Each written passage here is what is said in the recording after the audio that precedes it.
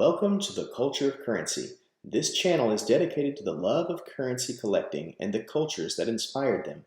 This channel is new to YouTube, and thus being said, please support us by subscribing, liking, and commenting. If you have a coin you would like to see me make a video about, please let me know by commenting below. The first thing I'd like to do is talk about the coin, and then we'll get into what inspired the coin.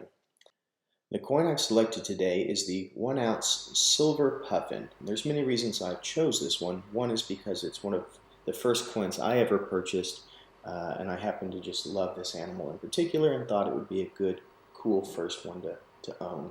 So if you're one of those who is a silver stacker and all that kind of stuff, I absolutely understand. My collection is more from a cultural perspective. I love currency and I love to see the things that are important to different parts of the world.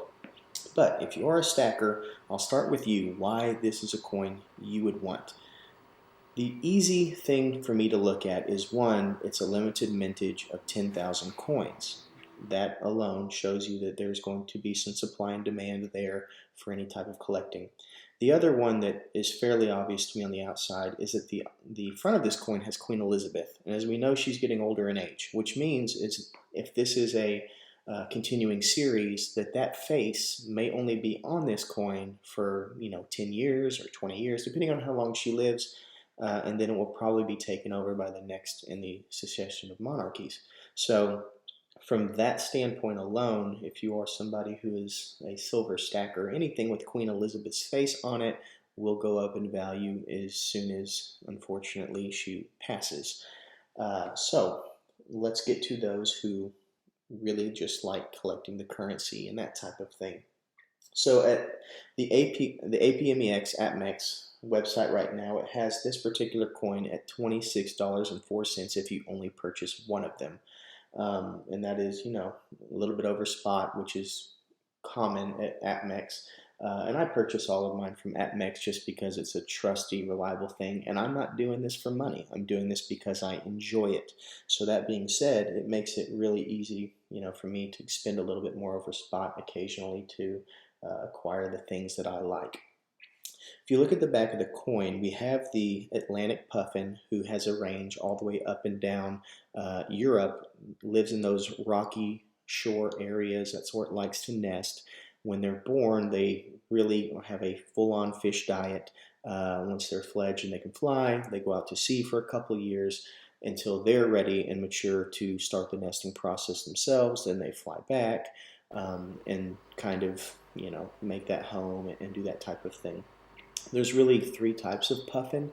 The Atlantic puffin is obviously the one on this coin, and the other are going to be more Pacific birds being found over on the other side of the world. So that's kind of the artwork on the back of the coin. This is a 2019. It's the first in a series. So if you happen to get a hold of this one, hopefully they continue the series and have different artwork each time, and you can collect those as they come out. But I'm very excited about this one in particular. Let's talk a little bit about why they chose the puffin. So Alderney is where this comes from, and Alderney is a little bitty island. In fact, I think it's one of the extraneous outside islands of the Channel Islands, so in between France and England.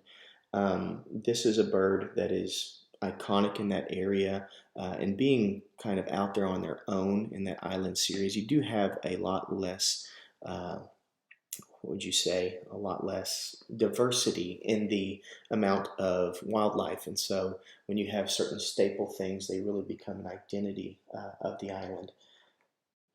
So I get most of my information about Alderney off of the CIA's database, and it is part of a cluster of islands, which is considered Guernsey.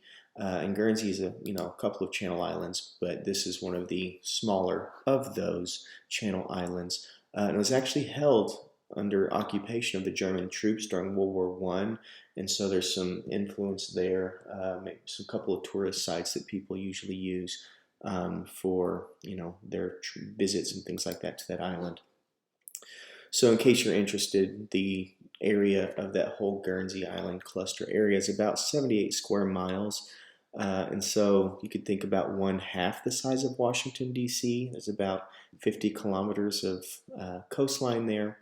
It's got a temperate and mild wintered climate, cool summers, and about 50% of the days are overcast, which is usually likely for that particular area of the world. It's mostly flat with some low hills, but basically standard island territory of that type of area, right?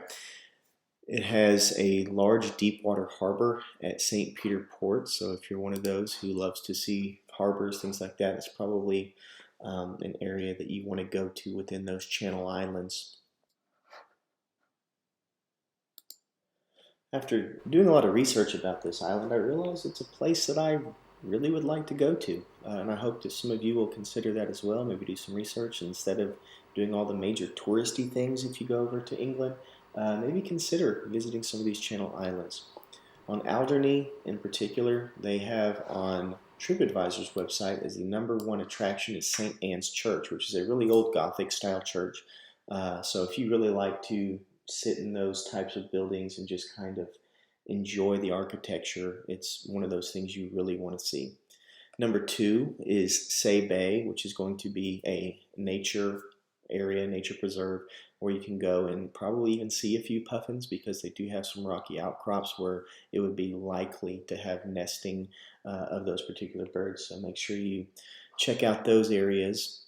The Alderney Museum is #3 on their list, and obviously would be a really cool place just to see the culture and history of that area. #4 is the Alderney Railroad. I have no idea how long that railroad would be because the island is not terribly big.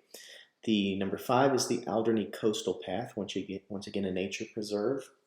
#6 is the Odeon, which I think is fascinating. That's going to be a German building created kind of like a outlook place from the World War II occupation. So that would be a cool place to look into if you're a big history buff. #7 on their list is once again another beach, the longest beach. #8 is the Corblitz Beach. #9 is the Alderney Lighthouse. If you're one of those lighthouse people, it looks really cool. And #10 is the Cambridge Battery, which is kind of a mix between nature and the human military occupation type stuff from what I can see.